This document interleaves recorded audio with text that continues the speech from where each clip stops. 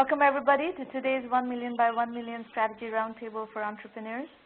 This is our 139th session. So as you can imagine, we've been around for a while and we've been diligently chugging away at this problem of trying to help 1 million entrepreneurs reach $1 million in annual revenue and beyond by 2020, and help create $1 trillion in global GDP and 10 million jobs. It's an ambitious, audacious goal, and its success depends entirely on your success. So, it's very, very important that we find and reach all the serious entrepreneurs who are looking for help to make them aware of these resources. So if you find what we are doing helpful, please, by all means, help us spread the word. So the roundtable is being recorded. You will have it available for later. So I want to first start this session by bringing to your attention a pitch fest that's happening with a partner of ours, TradeKing, which is an online stock brokerage. And TradeKing has opened up its API for application developers in the financial technology domain. So if you are working in the financial technology domain and you would like to find a go-to-market strategy through an online brokerage that has a large, very large population of customers that you can access through their network and get mentored by 1M1M, please, by all means, apply for the TradeKing contest. The application closing deadline is September 10th, and the finals will happen on October 4th and October 11th. We're going to have 20 pitches, and we'll be awarding 12 1M1M scholarships funded by the TradeKing online brokerage. So definitely both consider it if you're working in this domain, and spread the word to your friends who are working in the financial technology domain. We are going to live tweet part of today's show from our accounts at 1M by 1M and at Sramana. And if you are live tweeting the show, please use the hashtag 1M1M. We will start with Daniel Resner today. Zolo is the company. Daniel, if you could unmute your line and come tell us what is Zolo, that would be wonderful. Okay, hello everybody. I'm Daniel from Tel Aviv, Israel. I'm the co-founder of Zolo. I don't know if you guys have been grocery shopping any time lately, but I've been. And usually whenever I come out of the store, I feel that I've paid too much. And I'm also pretty sure I could have paid less somewhere else.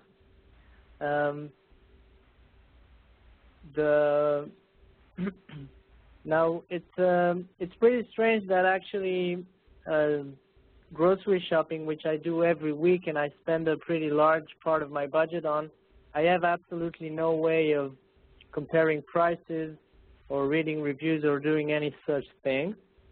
As a consumer, for me today, it's pretty standard to be able to compare prices, get coupons, see what other people reviews and stuff like that. The problem is that I get all of these things online, and my grocery shopping I do at the store. Now, for people who don't know, online grocery shopping has been around for a while. It's still less than 1% market share in the United States, so it doesn't look like it's really kicking off. For the rest of us who actually go to the shop and buy our grocery, we do not have any such options. So the question is, why can't I get offline what I'm so used to getting online? One thing is sure is, as far as I see it, it's just a matter of time until that will be possible. Our mission is to change the paradigm that is saying that me as a customer have to go around and look for the best prices and best deals. And we believe that grocers are supposed to be following us around and telling us where the best prices are. What we offer is actually a location-based marketplace, which allows me as a consumer to say, hello, I'm the customer, I'm here. This is my grocery list. my shopping list, sorry. And in the next hour, I'm about to spend $200 in one of the shops around here. And now it's your job to come and convince me I should spend it in your store. That's how we believe things should be. So you must be asking yourself, how does it work? Since obviously nobody can really follow what the prices are in each of the local grocery stores. So what we've developed is a crowdsourcing mechanism which allows our users to share information through scanning of receipt images. So the way it works, when you've finished your shopping, you can just take a snapshot of your receipt through your mobile phone, and that will do a few things. First of all, it will automatically create a shopping list for you. On top of that, it will also help you keep track of your budget, which is getting more and more important these days. And it will even compare your shopping to what friends of yours are doing and see if you're shopping better than them. From the backhand side, what we do is we actually extract all the information from the receipts, see how much each user has paid at his store, and aggregate all this information to make the service possible. Daniel, I want to comment a bit on your assumptions, just to put in perspective at least my observation about how the grocery shopping market works in the United States. You know, I live in Menlo Park, and within 5 minutes of where I live, there are 3 major grocery stores. One is Safeway, which is a very large chain. Another is Trader Joe's. Again, it's a large chain. And the third is Draeger's, which is a smaller local. They have a few stores, but you know, they also have a few. It's not a large chain, but it's a small boutique chain. Of these, if you look at the pricing, Trader Joe's is believed to be the most cost-effective, and also the cost versus choices and quality of merchandise trade-off is very good. Safeway is very large and a very much larger selection in terms of, you know, the offerings. And then there's Draeger's, which is a very, very expensive store. So I think the way these stores are arranged, I, as a shopper, generally do not go to 3 different stores and split up my groceries. I would go to one of these stores and do all my groceries, and I think that is generally the behavior of most people. They don't like to go to 3 different stores. And what you are saying sounds like you're expecting that people would go to different stores for different things to optimize the price. And it doesn't sound right to me. Yeah, it's no, that's a misunderstanding. I'm sorry if that's what was understood. The same behavior is over here in Israel, by the way. Most people buy at a single shop, and it will obviously be a feature if someone wants to split his shopping, but that's not at all necessary. It was very important for us to enable the customer to have the bottom line, and for us the bottom line is getting the total price for my whole list, that's the information I need to make a decision. And I think the key is what you said about, I think you said Trader Joe's is believed to be the most cost effective? Yeah. So I think the key here is the word you use, it's believed to be. We never really know. Obviously some shops are more high-end and low-end, and each one has its own preference, but we never really know how much we are saving or not saving by going to this or that shop.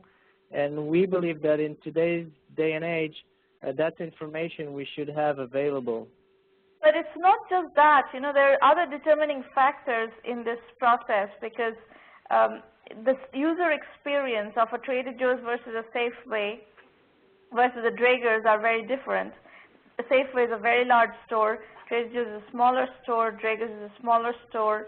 So people have different preferences. We have another grocery store called Milk Pail that we go to, which is a little bit further, but they are like a, like a bazaar, and they have very, very good quality fresh fruits and vegetables, and sometimes we go there just for that reason.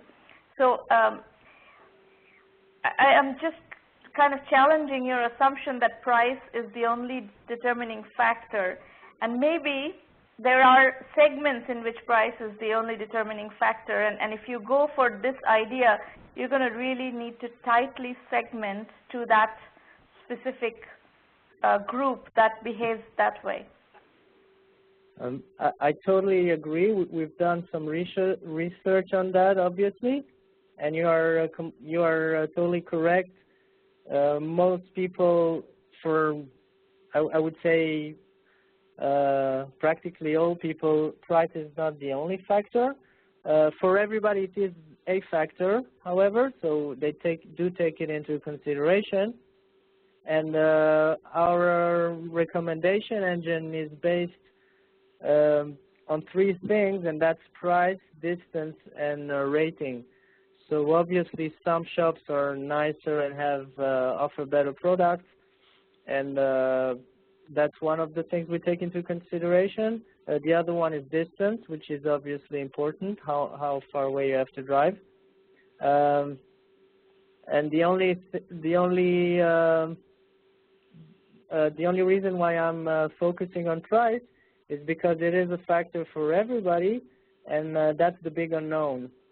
Well, and then there are stores like Costco that are becoming more and more of a factor in American grocery shopping, especially for the middle class, and they have incredibly good quality products and at the best price possible. So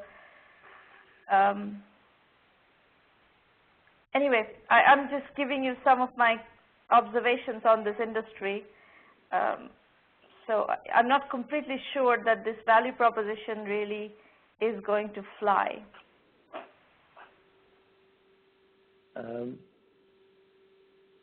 Okay, I'm registering it. I'll say maybe one last thing is that if we look at the other things we buy today, I think kind of the same rule applies.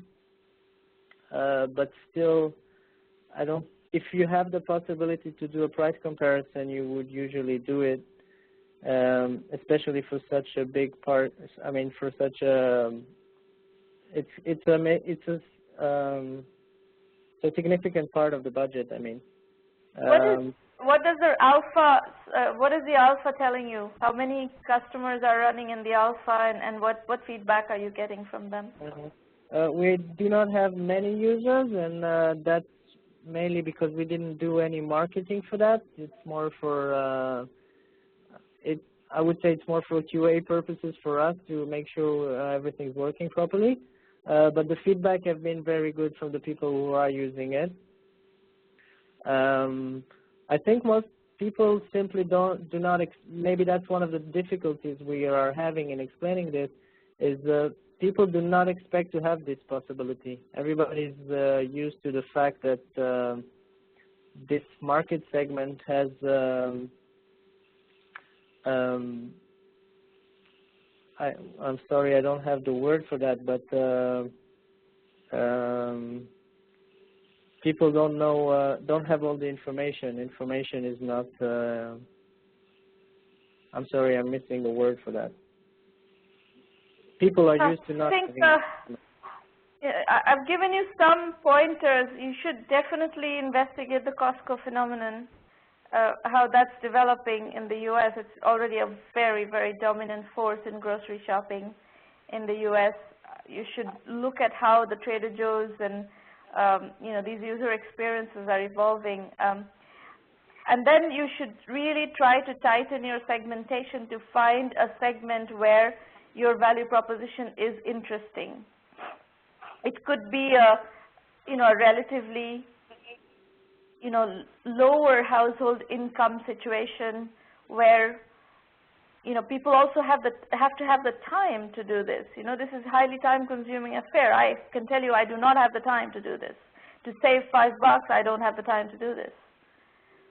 So you need to find people. If you have a lot of working, if you have a household where both people in the couple are working, they probably don't have the time to do stuff like this. You need to find maybe where one person in the household is at home, and there's a very tight budget that they need to operate within. So you need to really tightly segment this and test your alpha on that segment. You need to figure out how to get to that segment. First, define the segment. Then you need to find channels to get to that segment and be able to test it on that segment and see what feedback you get. So there is a validation that you need to still do, and there will be no investment available until you can validate to an extent precisely what your segmentation is and what is the response from that segment, not random feedback. We need feedback from that particular segment to see if this concept works at all or not. Okay, I see. Yeah, that's definitely a good idea, and we That's have to do it. The first order of business. What I didn't mention is that hopefully we are releasing an application on the App Store here in Israel in the next few weeks, and we're going to start testing all of these things actually on the segments. Obviously, it's not such a good pointer for the United States market, but at least for us, it's going to be a step in discovering who the customers are. I think you have a good suggestion from the audience. Ranjan Bhattacharya is saying that could you consider the target market of college students?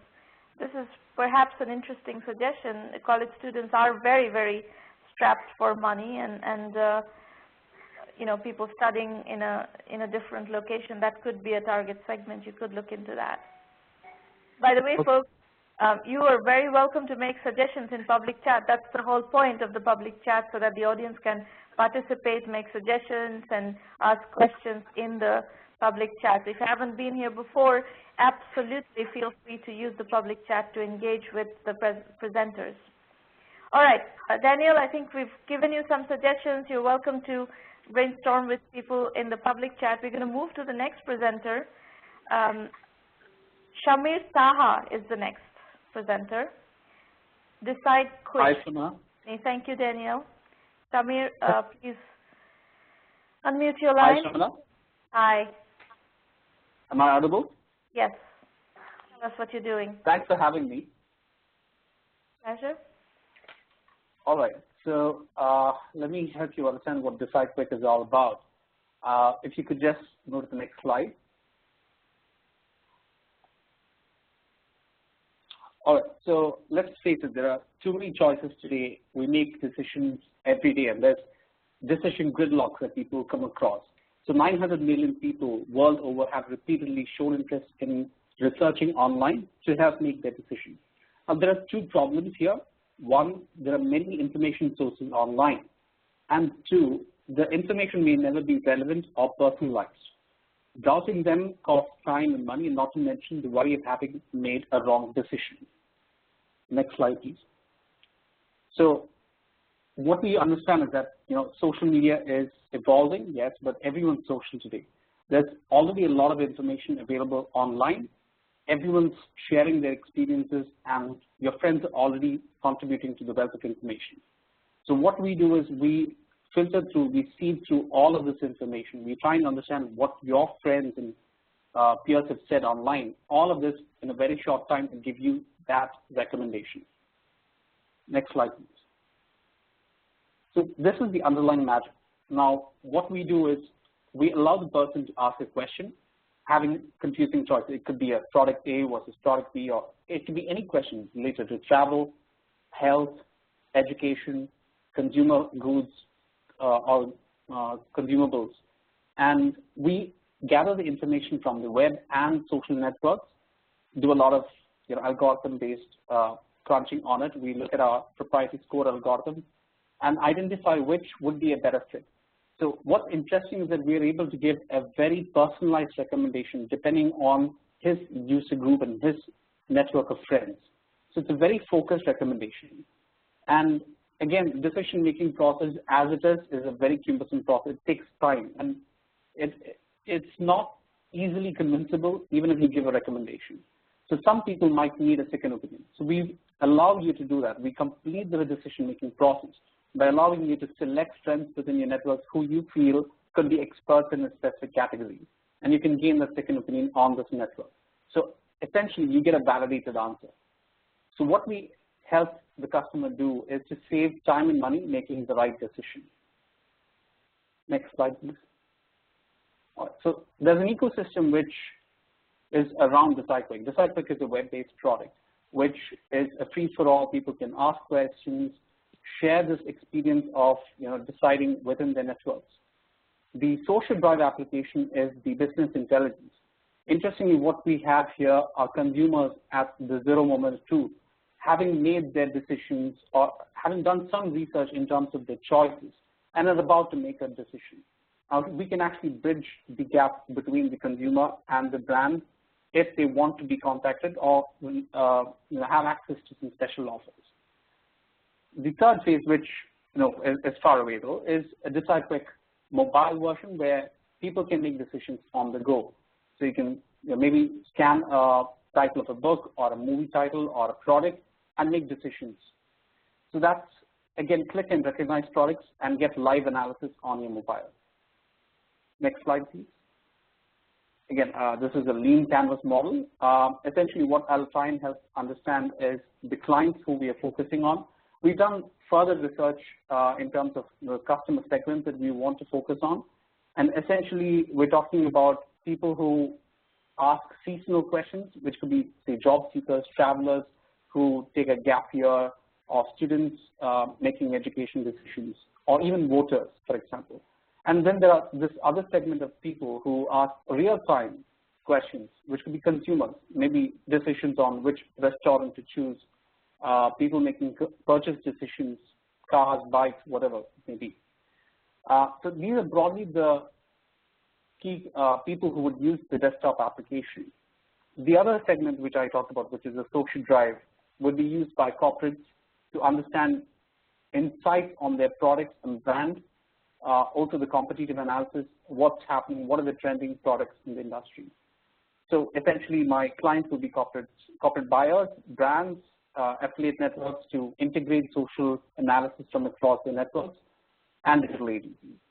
So my first feedback here is that you're going too broad. If you go for all these different kinds of decisions, like what restaurant to go to versus what college to attend, these are very different segments, and each segment has their own behavior pattern. Like if you look at restaurants, there is a whole ecosystem of restaurant reviews and rating sites that focus on that problem to help consumers decide what restaurant to go to.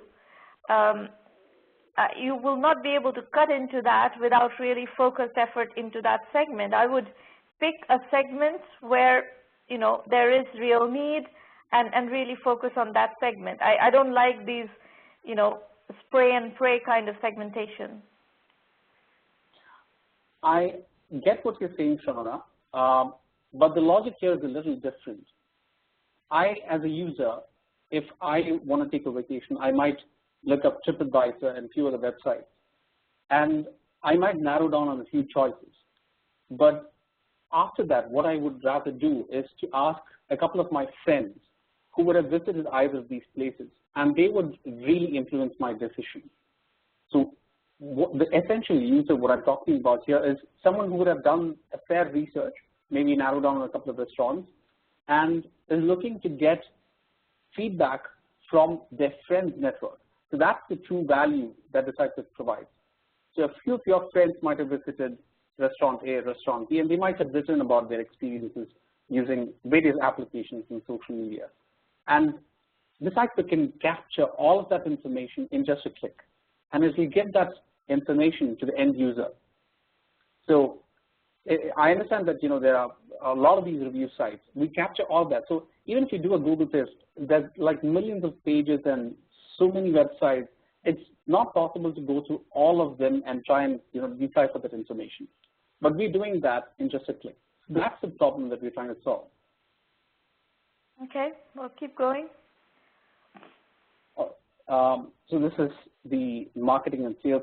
The idea which we had was to build a very trusted group of users who are decision makers or would like to help their friends make decisions. So the idea which I had was to initially launch with a referral-based or an invite-based system rather than have a broad public platform. Also, we're looking at trying to identify influencers or people who are experts within each category. So even when you invite a user, you would have to select, say, 5 of your friends within your network who you feel are experts within each category, and you define who is an expert in what. Next slide, please. So in terms of competition, these are the 3 competitors who remotely try and solve some of the things which are about decisions, not exactly the same. Hunch, as you know, is a social recommendation platform which has been acquired by eBay. They don't literally solve a decision question, and it doesn't take inputs from the web. It's based on your trends, what you like. Decide.com is a new platform which has managed to get about $8.5 million in funding. They focus on consumer electronics. They basically look at pricing cycles of products, but again, it doesn't factor in opinions from your friends, doesn't comprehend questions. So it doesn't help you make a decision between choices, and it's only limited to consumer electronics. Then there's Let's Start and Decide, which is a broad framework of analysis which allows you to ask a question, and it's a very manual and tedious process. So what we are providing to the end user is a fast, easy, and reliable platform which aggregates recommendations from across networks. I have some slides below if you would like to see some screens of the platform. Just another slide below. Just one more slide. So this is the homepage. It's simple, clean, minimalistic. People can ask any question in any format that they feel like. And next slide, please.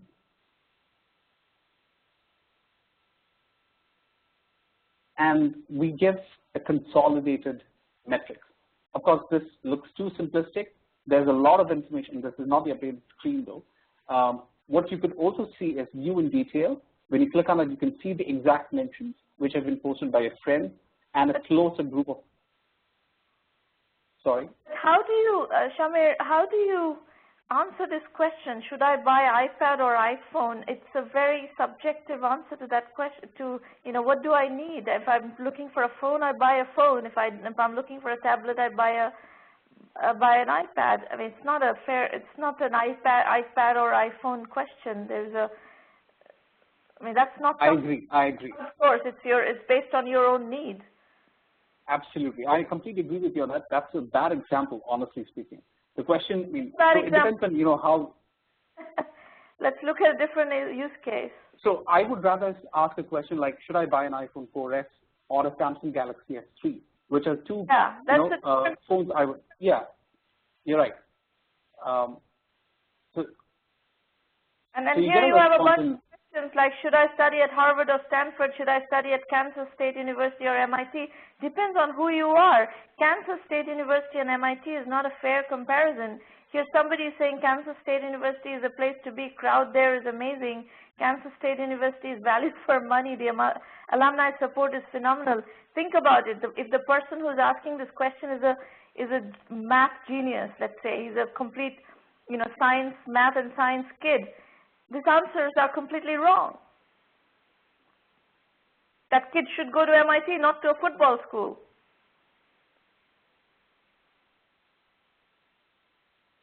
You're right, but if he's a math student and if he's a genius, he probably wouldn't ask a question. He would have asked a different question. So I don't think anybody would ask the question, should I go to Kansas State University or MIT? I'm sorry, could you repeat that? I don't think anybody would ask this question. Okay. No, because we actually did run this. So we actually share this with about 50 students. We share this with people who are business people who are actually working.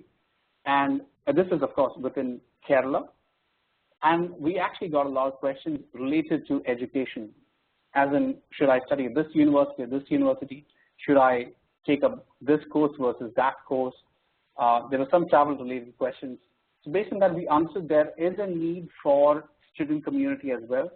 Yeah, so but it doesn't necessarily have to be about. My problem with in designing a product, use cases are incredibly important.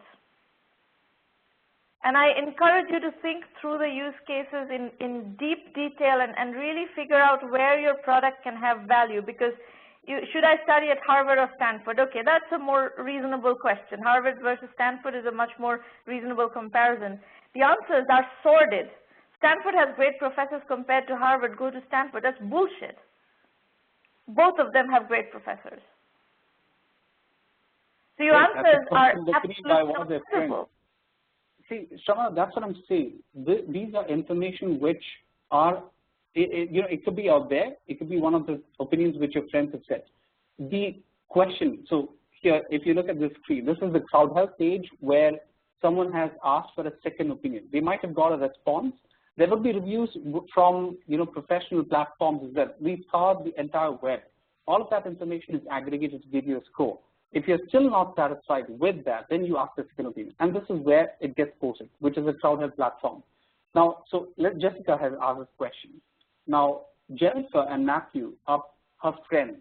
So they might have had some experience and they are saying something. So it's not a random person. So of course, that's, these are not real life examples here which I've put on slide. This is just a representation of what the screen looks like. I think that needs to be further validated, and you're absolutely right. But what I'm trying to help you understand is that these are opinions from friends. So what they say could be used to a certain extent.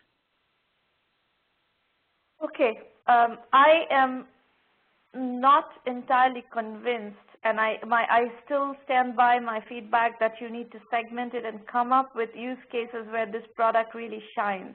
I get your point that you want to incorporate opinions from friends, not just the opinions from the world out there. I get that point, and that's your primary differentiator in what you're trying to do. That's fine, but I think you really need to segment it in a way that you can find an application category where your use cases are really solid. Sure, sure. And start testing that use case and that market. And maybe that market is the education market, and yes, there's a lot of kids who are looking for opinion on their career choices, where should they go to school and how do they go about it, and getting their friends and maybe family members, maybe seniors to provide input is helpful. And maybe that's a segment that you try to go test on, but do segment-specific constraint testing and see what kind of real data. Is your product ready for testing? Do you have an MVP that you can test with? Yes, and I recommend that you try it out too. It's available on www.decipher.com. Okay. So, so your questions here, the business model, I don't even see a business model yet, frankly. We didn't actually spend much time on the lean canvas model. The monetization is a little more in-depth because what I'm focusing on is the big data that we are trying to get out of this from the interactions that people have online, the kind of questions that people ask, the kind of decisions that people make. There's a lot of big data analysis that goes around it. But you're trying to do this in the abstract. My problem is you're trying to do this in the abstract, in an untrained way. I think the business model is going to come out of your segmentation. Okay. So I would first recommend that you go validate segments and see which segments really resonate, and then you need to define the business model based on that segment. Sure. Okay. So again, referral-based growth is fine, but you first figure out what the segment is, and then you can figure out the go-to-market strategy to that segment. There may be better ways of marketing to that segment. Got it. Okay. A mobile, I don't think is key necessarily, but that's a choice that you can make, whether you launch as a mobile or a online. It doesn't matter. I think one way or the other, you're going to have to first get. Again, if you define the segment can tell you what is their preference in terms of usage model. Sure. Okay. Thanks so much. Right. Very welcome. It's been very nice. But you still have a lot of chiseling. You see, my take on ideas is that you have to chisel it and drive it down to the, to the finest details to get a, David out of a slab of marble. So you have a lot of work to do, a lot of chiseling work to do. All right. Thank you. Thank you so much. Awesome. Okay, kijul.com, Chika, you're up next. Can you unmute your line and come and tell us what you're doing? Yes. Hi, my name is Chika Iwazi, and the first slide is just little facts about me. I'm currently at Georgetown studying human capital management. I'm getting my master's, and just it also talks about where I used to work. So I've done a lot of work in the development field, or international development field, and pretty much Kijul we hope to launch as the e-book solution for Africa. Next slide, please. So the reason why we created this was because trying to get access to books is very difficult in Africa still. There are a few bookstores in different countries, but still when it comes to delivering, logistics are hard. Even just basic infrastructure is not there for people to even go and get these books. So we've decided to create a online place where they're able to actually just simply pay and download the books to their different devices. And another reason why we created this is people say, well, there's Amazon, there's iTunes. But the issue with that is they actually just are not in the market yet in Africa, just because it's very difficult to understand the nuances in Africa as well as the actual payment solution. So because of our knowledge, our expertise, we're hoping to create a solution that people will be able to simply pay for the books and then download them to their devices. So the Kijul will be able to, people will be able to get access to these things through their iPads, their iPhones, Androids, as well as a desktop as well. Are those devices present in the market? Yes, very present. Actually, Apple just launched in, they've already launched in South Africa. They've already launched in Nigeria, and actually that's where our first market we're going to hit first is Nigeria. The Android is on the rise there, and actually BlackBerry is a huge market segmentation. And if you go to the next slide, please. Our segment is actually going to be the middle class. The middle class is a growing market in Africa. It's actually the fastest growing market in the world, the middle class in Africa. And these people now do have access to Android phones. They're even buying different appliances for their homes. And so we believe that by giving them a solution where they're able to easily access their books, they'd be more than willing to pay to be able to get devices that will give them access to these books. And what is the salary level of this assumption? 300 million is a very large population, and it has many subsegments within that. And you're assuming $9.99 US purchase price. That's rather expensive for African market, I would imagine. Well, it's the average cost of books. Obviously, we're going to have books that are from the low end as well as expensive end. And the other thing as well is not only are we hitting the middle class, but we're also hitting corporations as well. So some corporations, they want to be able to buy books for their employees, and right now it's very cumbersome for them to even either find a place where they'll give access to as many books as they need, as well as how to be able to ship those books. So those are the two markets we're considering, as people who want to buy books for a lower price. For example, if we convert it to Naira, something 200 to 500 Naira is about a few dollars. It's not even up to 10. So we're, marketing that, and then we're also marketing corporations that could pay for a larger fee, like $9.99 per book for their employees. Okay, I think if you do the real sub-segmentation, the total available market will drop down significantly. Mm-hmm. Okay, so the different things that we plan to attack. One is piracy. Piracy is a huge issue still in Africa. One of the market players that just came is Iroko, and he's actually pretty much trying to establish through movie access to help with piracy. So we plan to help piracy when it comes to the book market, and actually give authors a real chance to be able to publish their books on our platform and be able to sell their books and be able to actually rightfully get the money that they deserve from writing their books. And then secondly, cash versus credit.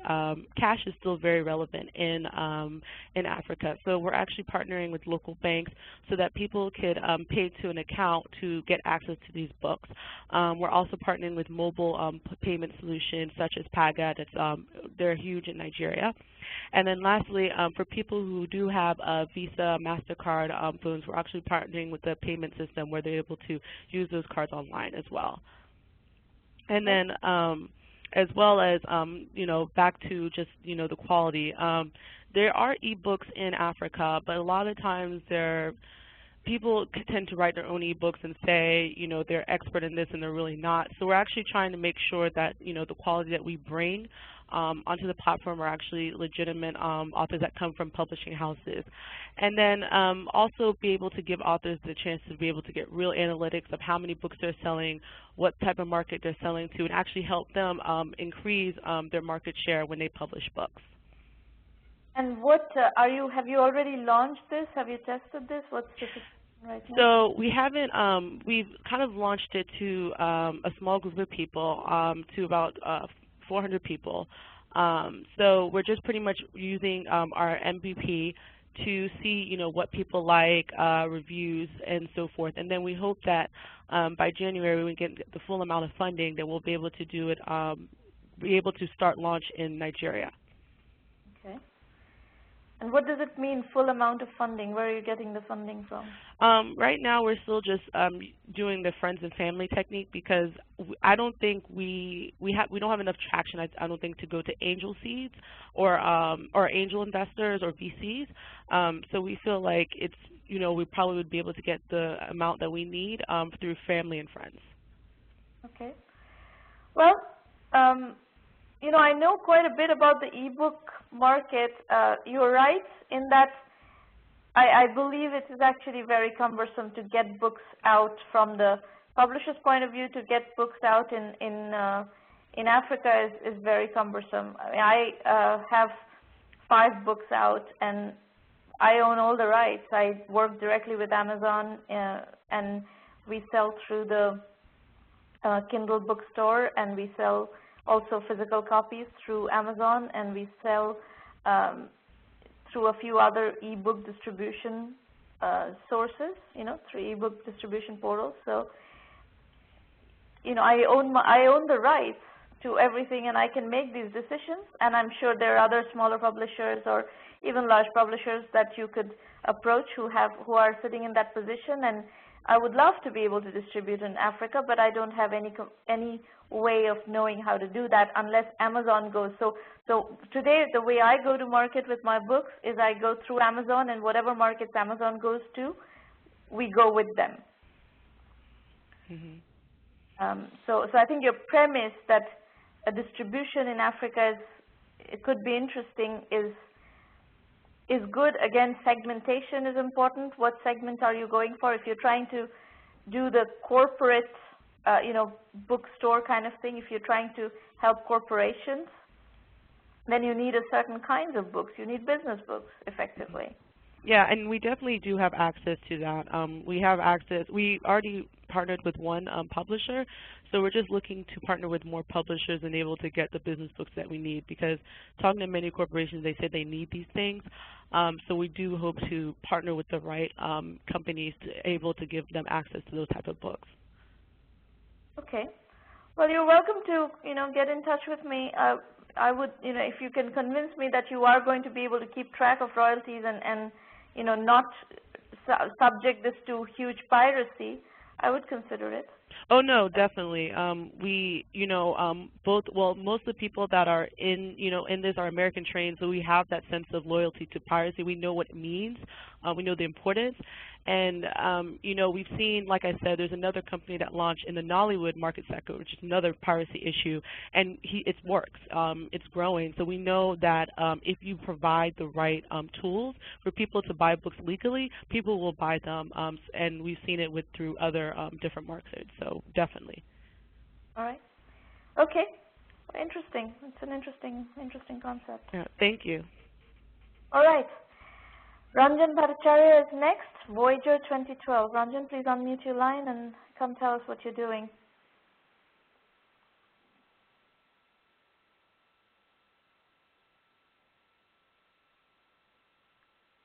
Ranjan? The globe here. Yeah, there we go. Yeah, today I'd like to discuss product suite that we have. It's for maintenance, repairs, and operations, and it's targeted towards the manufacturing segment in India. We've been working in this segment for quite some time. Starting early 2000. Even before that, we had more preliminary versions of the product. And I was reading a blog somewhere where you've written about service companies versus product companies, and I was smiling as I read it, because we are probably one of the very early first product companies in India, and we faced problem because the service companies were just absorbing, were just soaking up all the available talent, and we had to really fight for technical talent. So that. Where are you based? I'm based in Bombay. Okay. Yeah, and so this is a little bit of a story. This is a little bit of background about myself. 139th High Tech is in existence for the last 15 years now, and my background has essentially been in products. As I said, that those days the Indian market was very, very nascent. Till even recently, I would say. So we did at a certain point, as you know, products are very, cash-intensive businesses, and to sort of balance it, again in line with what you talk about bootstrapping. So we took on consulting kind of work. It's difficult, it's like almost a split personality, because products require a different kind of a mindset altogether. But then we didn't have a choice, because we went around to some banks. They didn't understand software. We didn't get funded. So we funded ourselves.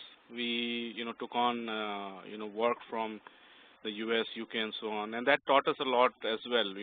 Our quality systems, etc. Those were upgraded and so on, and we got a lot of experience with clients. So two of us primarily lead the product development at our company, and both of us have been working together for quite some time, 8 years together, and we've worked. What is your revenue level right now? Our revenue level is very, very low. We are not able to scale because we could not scale the software products.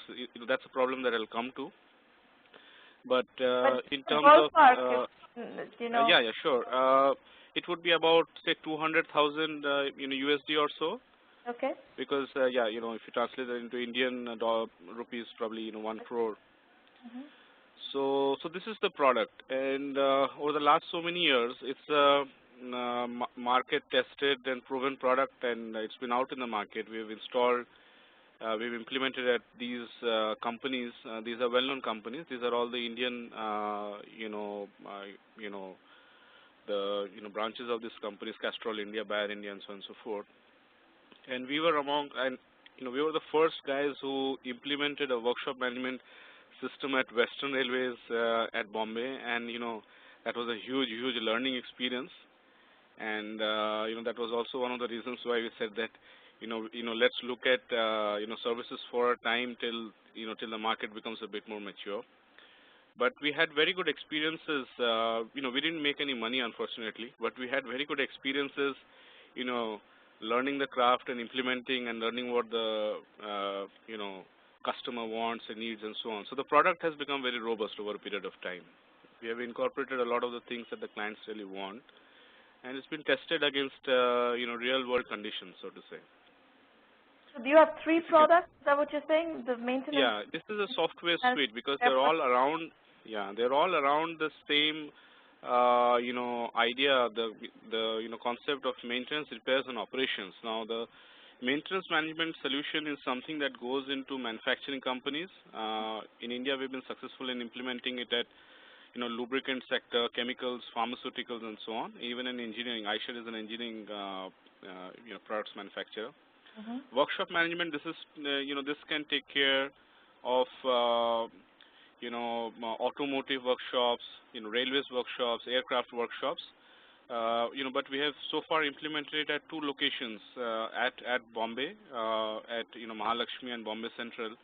We've implemented this software. This is the first time probably that in Indian Railways something like this was done. The spare parts management software, which is spare parts, inventory control, so on and so forth, which we implemented at Castrol. And they have 7 manufacturing locations all across the country. They implemented it for 1 at Silvassa. And so we helped them to eliminate duplication and so on. They saved a lot of money by implementing this. And how do you sell? How do you find customers? Yeah, we were selling earlier. Since these are the problems that I have. If you come to the next slide, I've talked about some of them, because these are client server products.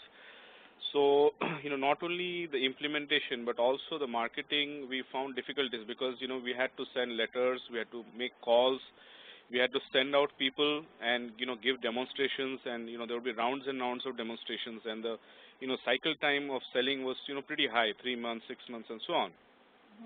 So very cost intensive and not very easy to scale. And then also clients delayed in paying us, and as it is as Indian customers are very price sensitive. So that's one thing, and also because of the cash flow and so on. So we could not really scale it to the extent that we wanted to. Someone who would have been funded would have probably been able to appoint many more marketing people and sort of done that. But that's how we went about that. Calls, telecalling, sending a person for the demo. I personally myself have, in those days where it was floppies, so I used to carry around in my bag, and I used to go around and install it at the client's place and demonstrate it. So, but I don't buy your point that it's difficult to demonstrate, because you can create very, very compelling demos today that you can show without actually going to the client side. You can show it over WebEx. So now, so now the things are, so now the things have changed. Now, if you go to the next slide, so what happened was that while and we found that the market was nascent, it was still developing, and in the meantime, a whole lot of other changes came about, and the whole SaaS platform and so on came about, which we see as a huge opportunity.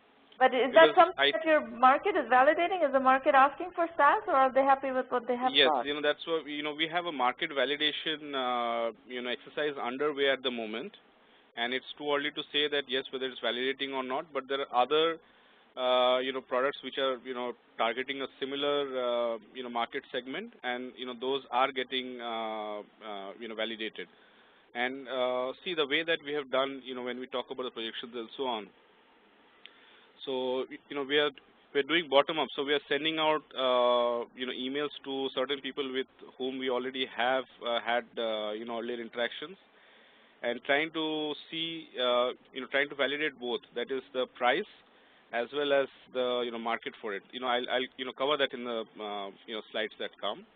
But these are essentially the availability of a SaaS platform addresses a lot of the problems that we faced to scale up, because again in demos and so on, as I say, the client always wants a live system to test for himself, and with client servers there is always that problem, because you have to send over your installable. He may install it, he may actually try it or not. Whereas in a SaaS platform with free trials, I can actually monitor the usage, who has logged on, how many times are they using it. I can offer online help and so on.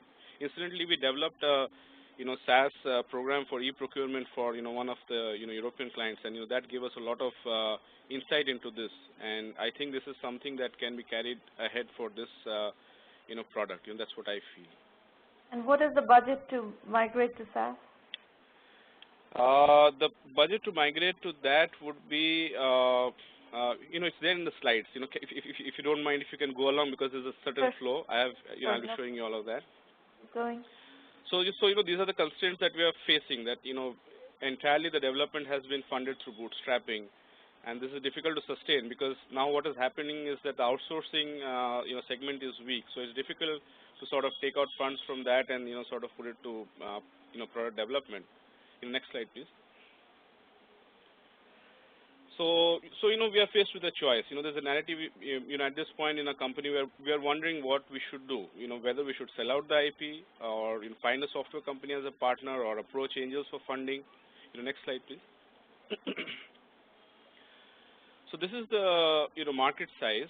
The market has expanded and grown, and it is expected to grow further. Now, this particular softwares are a part of the manufacturing execution system.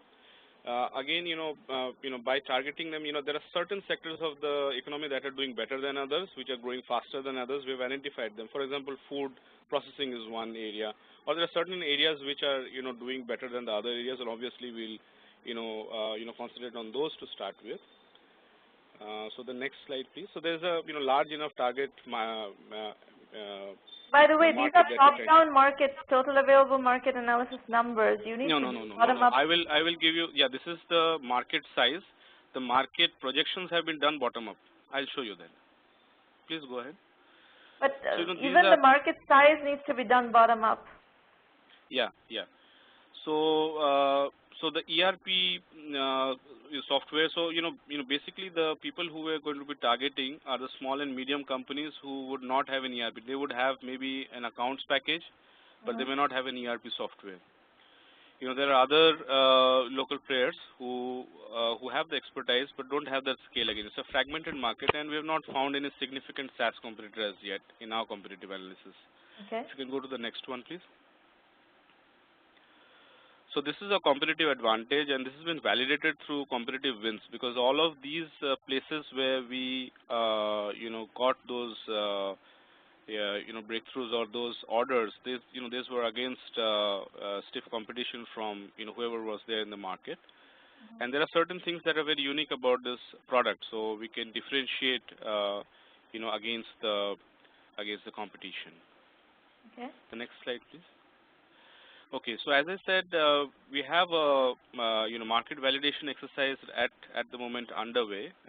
We are sending out emails, with the introductory offer where we are saying register for a pre-launch price, so we can validate the product interest out of these 3 products, which is the one that they are interested in.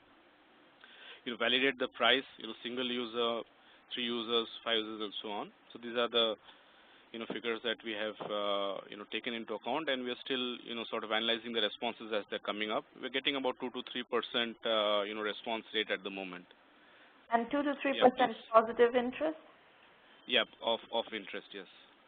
So we are sending out about, say, 20-25 emails every day, because these are usually people, and we are calling also in certain cases.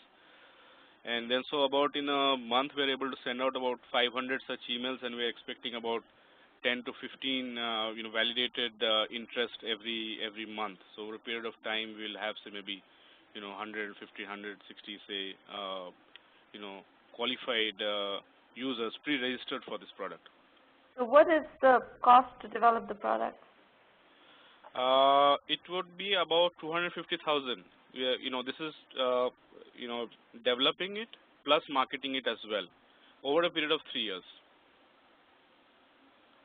Okay, so if you can go to the cost, so if let's say you have 100, 150 users or prospects who have said that they are interested in buying this product. Yes. To give them a product, how much does it cost, and how much time will it take for you to get a product ready that you can sell to them? We are targeting for January 2013. There is a maintenance and repairs show, trade show that's happening in Delhi. And so this is August. So September, October, November, December, 4 months. That's our target. And what is the cost of that? So if you can go ahead, I have the cost tables, as you go ahead. So this is the marketing plan. Okay, right. So this is the total cost to the salaries and other things. I have not put in all the details, but all the detailed costs that we have, for that. So I don't understand. You said the revenue, your revenue is about $200,000. Yes. This is for only for this particular product. That revenue we cannot. Yeah. This will probably have it in a separate company as well, because it will require, running a product and services business is very difficult. We would rather have a dedicated set of people who will be doing just the products. I don't recommend that at all. I think it's absolutely the wrong strategy. Which one? Having it in a different company. You think it should all be in one company? Why is that? Absolutely, because you're going to have to subsidize. You're going to have to develop the product. You're going to have to basically use your current product and the revenues from the current product to migrate onto the SaaS product. This is not. There's no room for all this, new product, new company, all this stuff. It's not going to happen. No, but why not? What would be the, problem with that? Because you're going to have to, put all that.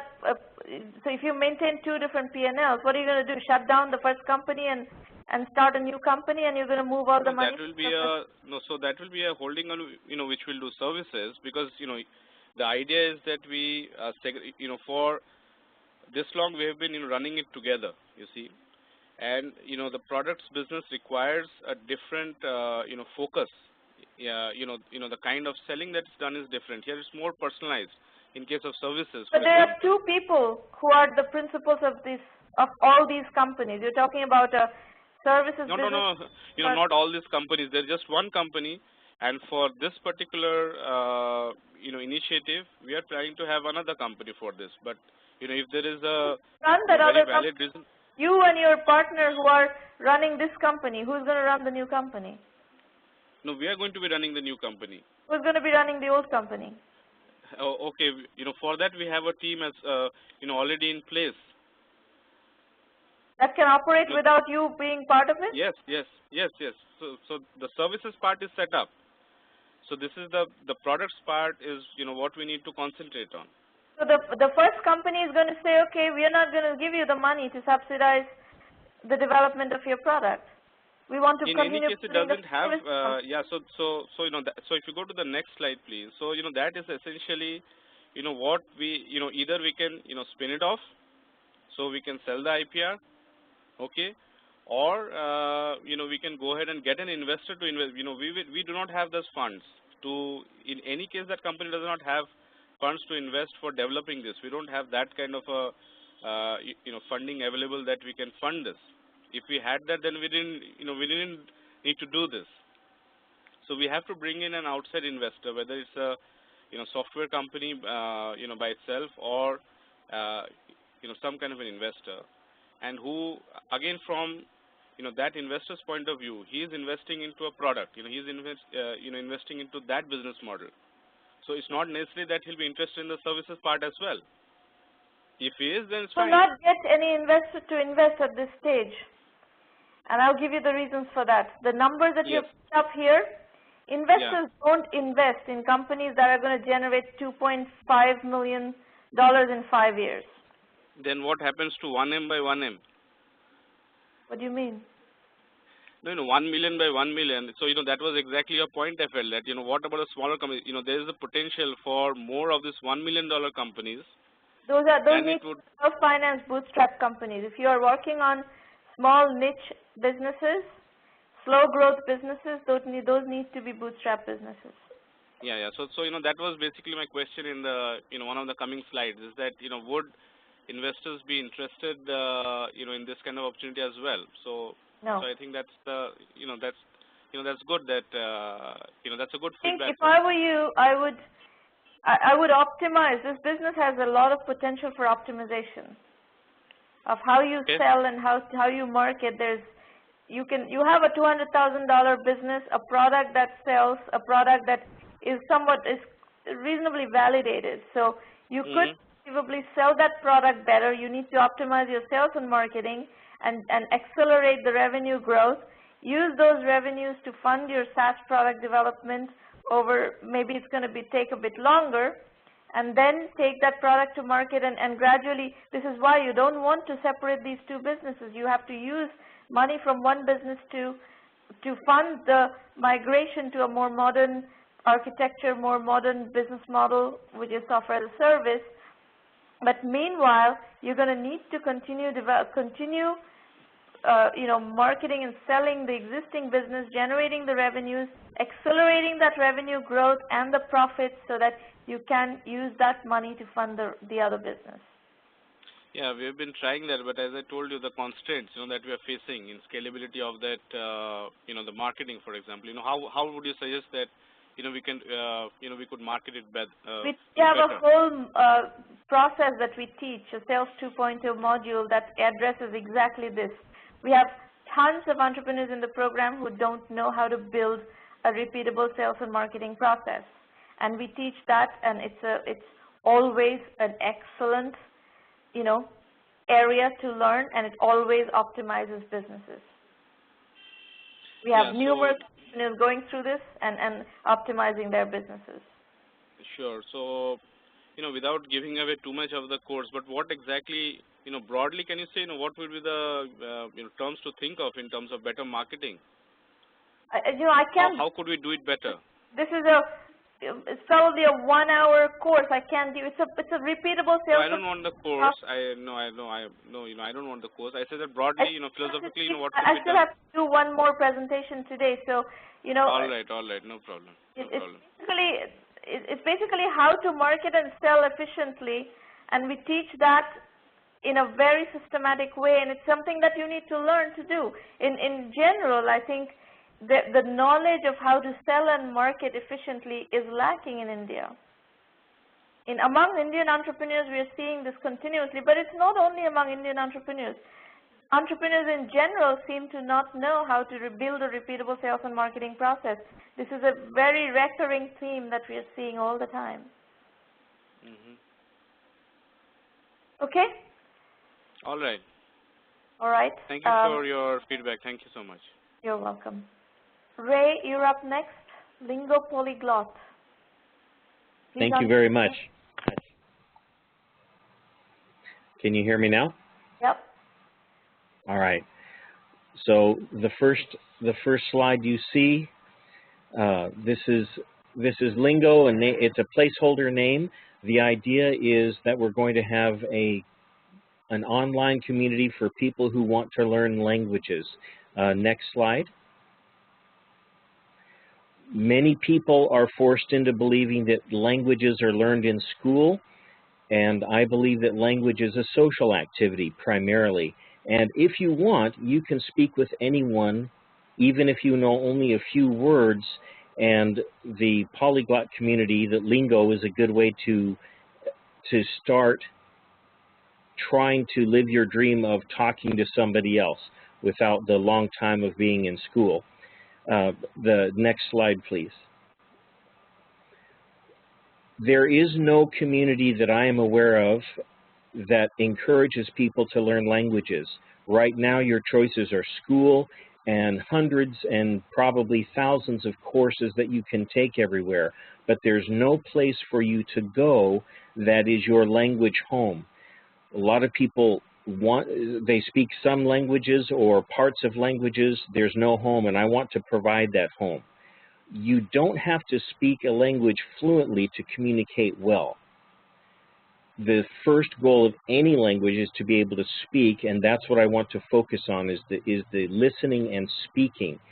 And we have a program that's been working for over 7 years that has been a PC-based program that was originally designed to recover Native American languages that were dying and disappearing. So we're going to commercialize all of that technology and take it into a SaaS model where people can be comfortable with learning any language and have that be their permanent language home. So we can make, can you go back one, please? We can make measurable daily progress with a database that we have. So instead of using a fixed course, you can get an email every day that reviews the language that you've already learned and adds new things on a daily basis. And then we use the, you can go up to the next slide.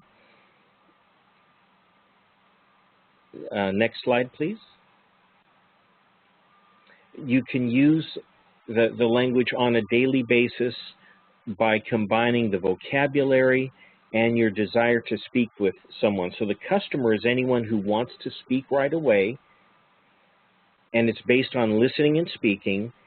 It's based on breaking the barrier of believing that you have to be fluent to communicate. So you start with a small vocabulary and you build that. And we teach this method called language acquisition made practical, which is an old method but very tried and true. And we give you the structured strategies and the motivation to go along with that. Next slide. So LAMP has been out since 1976. It's a very simple but not often practiced routine of working with someone and developing a route of people that you practice with in your very limited vocabulary and then expanding it and building relationships with people. So you begin with real people and you start with a small vocabulary and that gets added and repeated. So what's new is the email modules every day is based on what you actually know. So if you fail something in a review, it comes back to you in email. So it's building a personal database of up to 2,500 words in any of the languages that we're working with. So you could be successful with 250 words or build it and scale it up as high as you would like to. Next slide. So the types of services that we can offer would be a scoreboard so that you test to see where your level is in a particular language, which could be anywhere from 0 to 2,000 words. You can also display this, and I would like to link with Facebook and have this be out there so that people can see what languages you speak and what your levels are. So basing this on a gamification strategy. The vocabulary database, it's pretty common that most people are considered fluent in a language if they have 2,500 words, and we have the capability of defining those words. There's a service available for that very easily that shows frequency of words. Next slide. We have forums by language because each language has idiosyncrasies that need to be learned to be successful in there. So anyone joining can share their progress, find out what resources are, get weekly articles, find out which products are working well for the speaking of a language. We can branch into coaching with people, and we can have the testing and certification so that people who really do want to take certain tests for government jobs, etc., that can be done as well. So we'll lead people from either basic speaking up to certification. Next slide. To start with, we want to make this a language community, so it shows about you, what you speak now, and what languages you want to learn. To start with, I would say that our minimum viable product would be 500 words in a single language and go out to market with that. And this hooks you into a personalized database. It's permanent, and you build from there in that language. And then in the language forum, you're dealing with other people who are working on that same language. So the idea is to hook you into this service for life, because hopefully you're going to be picking up more than one language and more vocabulary in each language as you go along. Next slide. So premium services, it's easy to say, let's add more vocabulary. So go above the 500 limit and then add more languages. Then we can add the gaming again by having competition and comparison, people learning languages together, people posting, showing how they're doing in their language progress. Video is very motivating. There can be a lot of different ways to schedule challenges that can be done. And again, coaching can be helping people through this. So a lot of ways to charge for services beyond the freemium. Next slide. Lingo is not based on a particular product, so we can recommend Pimsleur, earworms, any types of products, and we can get significant discounts on any of those products if we like.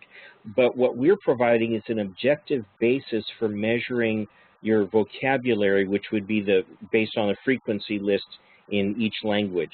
So there is no other standard out there like that I'm aware of. But you can see earworms, as an example, will offer us a 40% discount now, but we can negotiate up to 70%. Next slide. Part of what's happening in the world of languages is that we want to make being multilingual the new normal. And in the United States, an American is defined as somebody who speaks one language. And in other parts of the world, people speak many more.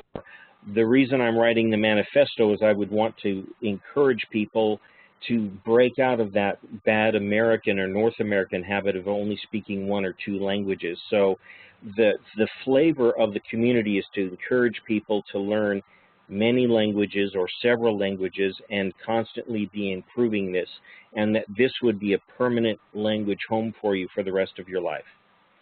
So let me understand this. You are not really trying to teach people languages. You're trying to pair them up with other people who are learning and just creates a community where people learn together. Actually, there is the component of, as you say, of having there be a peer community, but what we've developed in the preservation of Native American languages is a database, a template database where we have the audio, the pictures, the words, the definitions, and the phrases or sentences that they belong in. So on day one, for example, if you know nothing of the language, you could get 20 words that would be sent to you that you would learn and test on, and the next day you would get a review and more words the next day.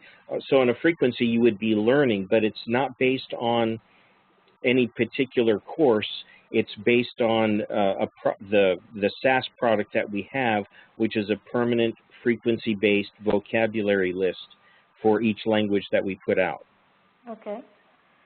So if you'd like to add Pimsleur, if you'd like to add Rosetta Stone, those are all good, but we provide the 2,500 word database that measures your actual memorization of the most common words in a language. All right. So what is the competition for this? There are learning communities, language learning communities out there. Obviously, the big players are the ones that you just mentioned, Rosetta Stone, Pimsleur, and some others that are language teaching companies. Or what other competition do you see out there that takes your approach? I would say that Live Mocha, which is out of Seattle, is the closest, and they have courses that they offer in smaller modules. What I see missing in the market is a personalization, and there is no personalized database. So, for example, you could take any lesson that you want, but nobody is tracking what words you're failing on or what sentences or areas you're failing on and reinforcing those. It's forcing you to go through lesson 1, lesson 2, lesson 3. But if what you're trying to do is get a grasp of 2,000, 2,500 words, it's a very personal experience. So this tracks you as you review the language as you go through it all of the time. So no one is doing that personalization yet. Okay. Fair enough. So that's the positioning. You're kind of providing a skill gap analysis, personalized skill gap analysis, and plugging capability within that context of language learning. Yes. Okay, got it. So where do you stand with this? It looks like it's a concept, and you have some experience of doing this in the Native American language context. Where do you stand with launching this company? where we stand is that this program has been successfully used actually to save and preserve several native languages. Actually, it's being used on dozens of Native American reservations in Canada and the United States. So it is tried and true, and it is working well. So what we have not done is taken it to a SaaS model, and the reason I wanted to expose it to you today was to make sure that I was taking an approach that seems that it would be acceptable worldwide, that it's not just a North American problem, but is this something that people in India are trying to do, where they're trying to learn other languages, and is there any other similar model out there like that? I have not been able to find any. I don't think it matters. If you can bring a product to market that the North American market is going to accept, or the European market is going to accept, the UK market is going to accept, you have a very decent starting point. You know, those are large markets. You know, if you can build a company based on, as long as there is enough of a market, that's fine. I think the question really is how you build your product and whether the product works or not. Well, the good thing is that we have several years and a lot of graduate students and a lot of research, and it's been done. What hasn't happened is we haven't taken it into a SaaS platform. So I have some good advisors that I will be looking with to analyze what's our best model for that. But I've been on the technical side, and what I'm trying to test right now is to make sure that it sounds, that on the user experience side, that it's a product that people would like to have.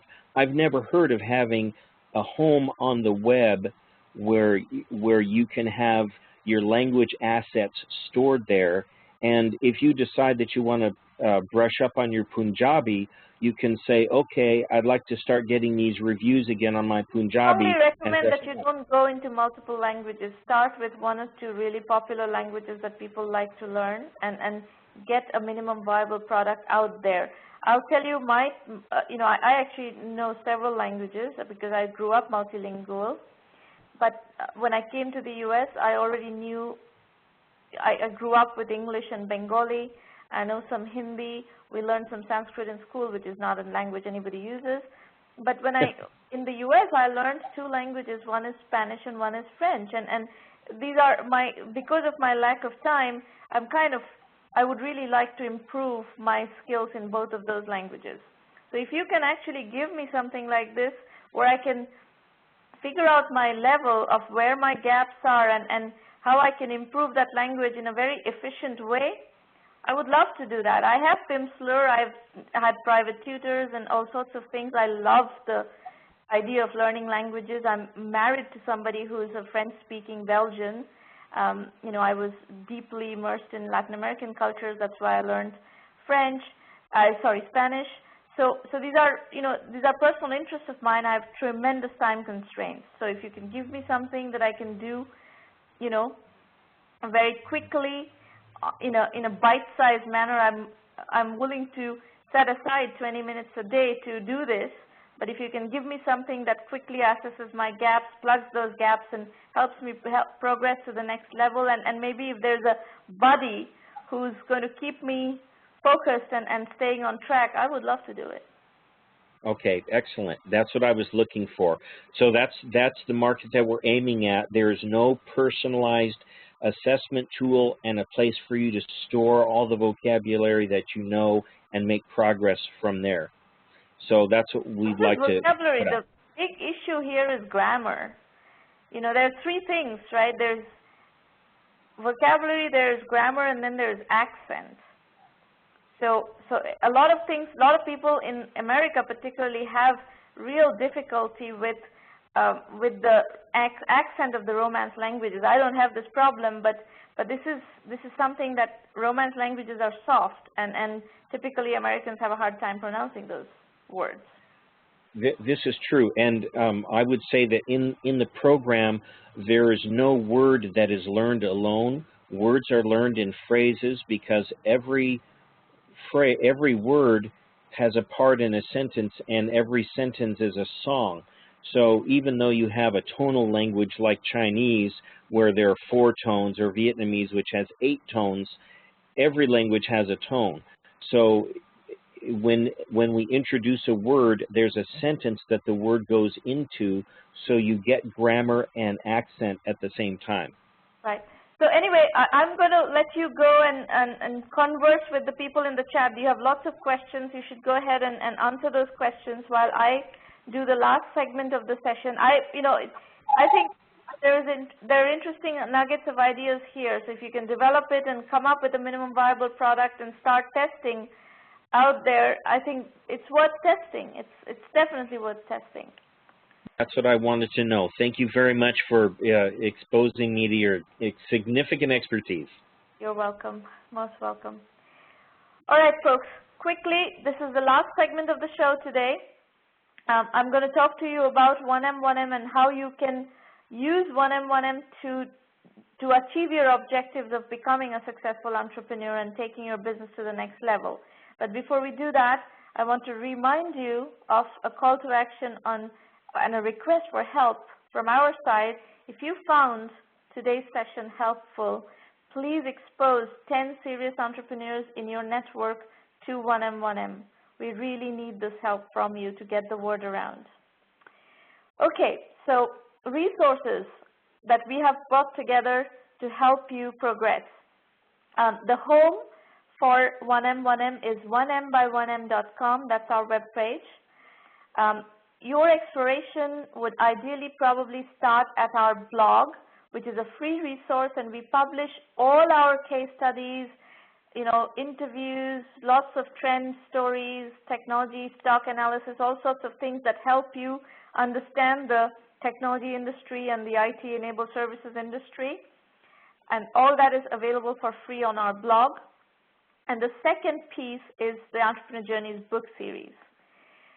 So the Entrepreneur Journeys book series is available on Amazon and Kindle internationally, and in India it's available on Flipkart and soon on Amazon as well. There are 4 volumes of Entrepreneur Journeys, and they are essentially case study-based analysis and synthesis of methodology of successful entrepreneurship. We focus on 2 really core points, bootstrapping and positioning. And as I think Ranjan asked me, how does 1M1M achieve its mission of helping 1 million companies reach $1 million in annual revenue?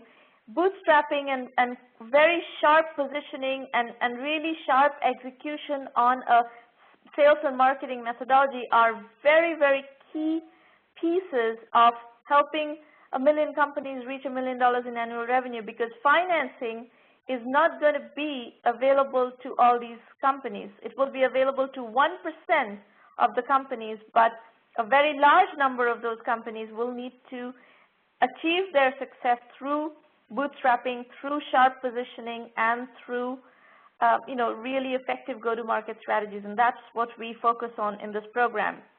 Our philosophy is entrepreneurship equals customers, revenues, and profits. Financing is optional, and you need to take that very seriously, because if you predicate your success on financing and your business is not fundable, you will by definition fail. The blog, by the way, is at sramanamitra.com, and everything, as I said, is free on that blog. In addition, we have these free roundtables. We're on our 139th session. Next week, we're going to do our 140th roundtable.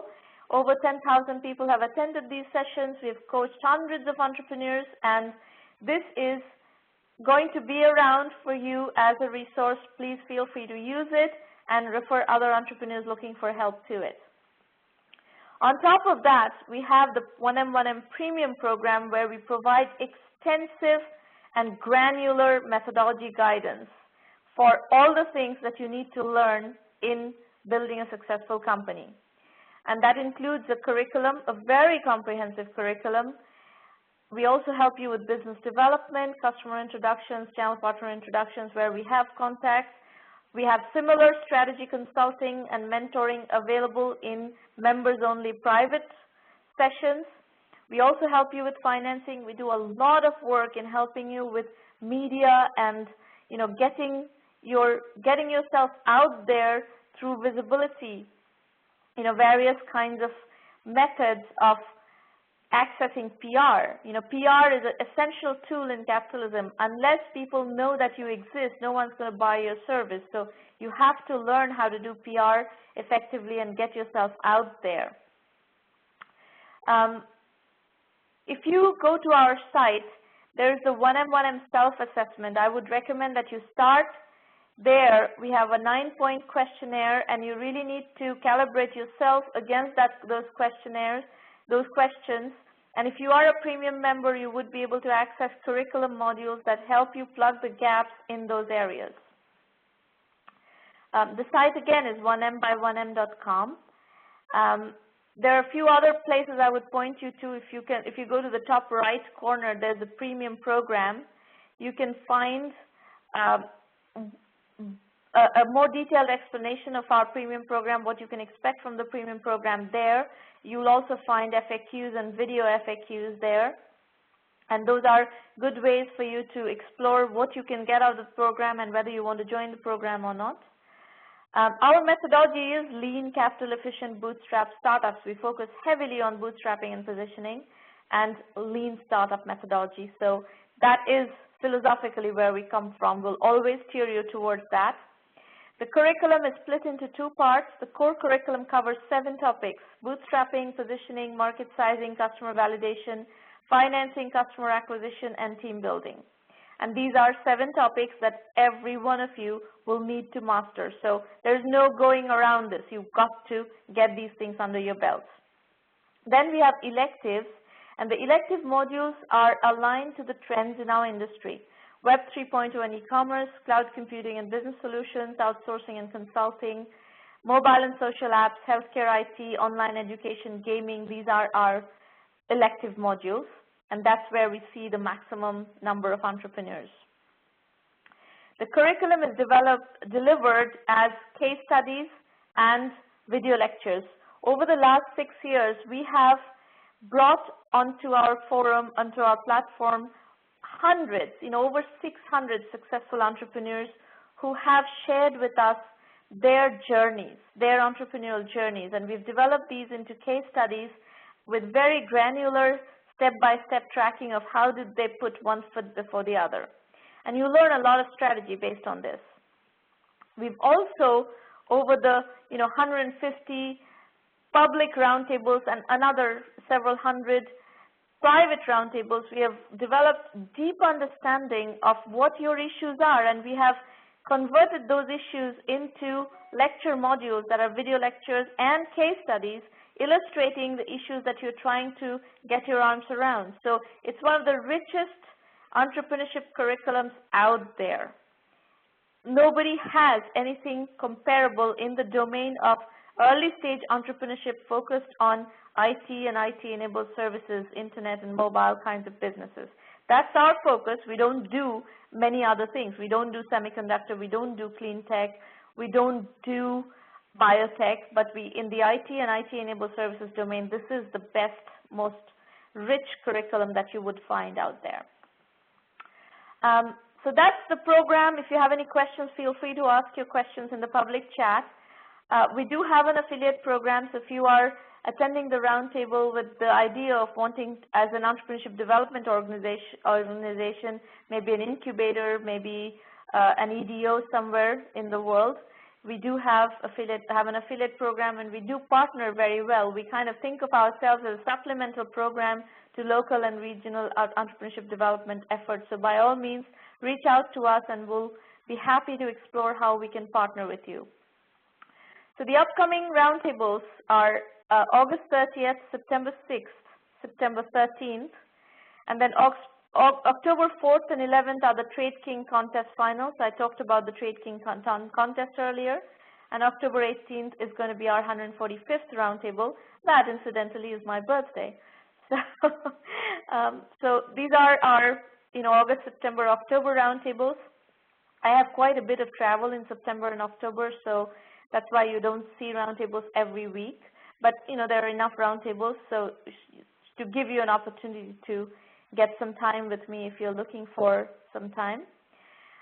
Reminder, Trade King Pitch Fest is happening as we speak. Application deadline is September 10th. This is for financial technology entrepreneurs focused on online brokerage kind of applications, online trading kind of applications. And the finals are going to be October 4th and 11th. So by all means, apply if you're working in the financial technology domain and pass it around. If you know entrepreneurs, friends, family members who are working in the financial technology domain, this is a very good opportunity to plug into an online brokerage and really go to market through their channels.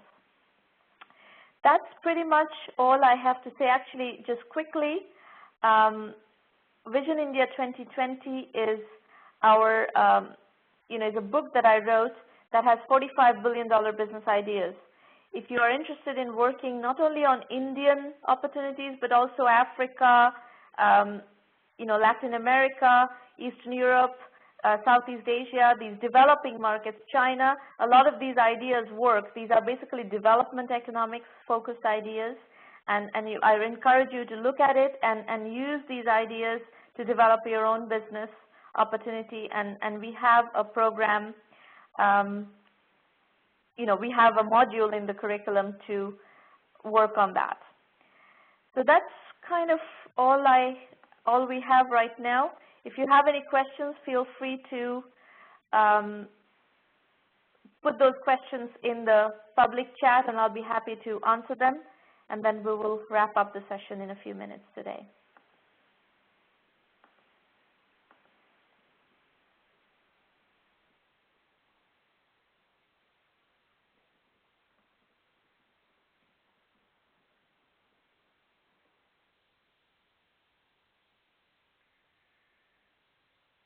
Any questions, anybody?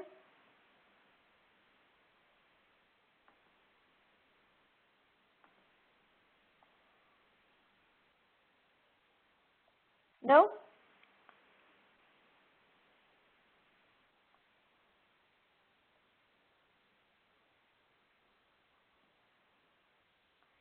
Alec Agarwal says, I have a business plan which is not using internet as a front-end enabler but a back-end support. That's perfectly fine. We have lots of companies that work in the infrastructure software space, and that's perfectly fine, and there are lots of interesting opportunities in that space. We have lots of companies in the infrastructure space. You're more than welcome to develop the idea, and if you wish, use the program to develop your business. Ray says, outstanding time today. I'm glad to hear that, Ray.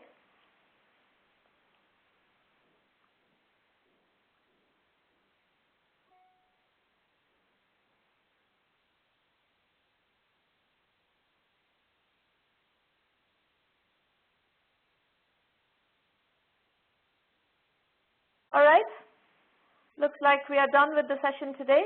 So we will see some of you. If you're a premium member, I'll see you at next week's private roundtable, and we will also see some of you today, some of you next week at the Thursday public roundtable session. Ray is asking if we have pitched today, do we re-pitch later? You can always try to find a slot. I will caveat that by saying we do have lots of people trying to get time with me. So if you have pitched once, we would probably, give a chance to other people to pitch. But there, often there are, slots available, and we'll try to accommodate you. But if you want a guaranteed, availability, you should sign up for the premium program, and we'll make sure that you have time with me. And also, you get to use the full, full program, all the features and functions of the program. Okay, folks, goodbye, everybody. Good luck with your businesses, and look forward to seeing you soon at the next session.